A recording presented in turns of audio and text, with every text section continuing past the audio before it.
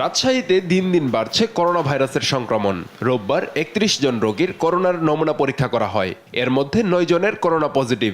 এ নিয়ে রাজশাহীতে করোনা আক্রান্ত রোগীর সংখ্যা দাঁড়ালো ৫১ জন। তারা হাসপাতালে ভর্তি না হলেও নিজ নিজ বাসায় চিকিৎসা নিচ্ছেন। বাচ্চাদের এবং যারা বয়স্ক মানুষ এবং যাদের কোনো কোমরবিডিটি থাকে, যেমন ডায়াবেটিস থাকে বা ইমিউনোসাপ্রেশন থাকে, সেক্ষেত্রে তাদের কিন্তু সমস্যা আগেও হয়েছে, এখনও হবে।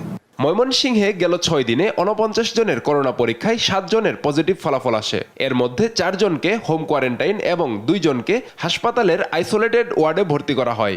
আমাদের কাছে এখন অ্যাভেলেবল আছে, সব কিছু অ্যাভেলেবল আছে। আমাদের যে ইমার্জেন্সি আছে, এখানে আমাদের একটা ফ্লো কর্নারও আছে। যদি কারো মনে হয় যে না সে সংক্রমিত হইতে পারে, তাহলে আমাদের ডাক্তারের কাছে আসলেই আমরা সেই পরীক্ষাটা করে দিই। চট্টগ্রামে একদিনেই নতুন করে আরও ৯ জনের করোনা ভাইরাস শনাক্ত হয়েছে।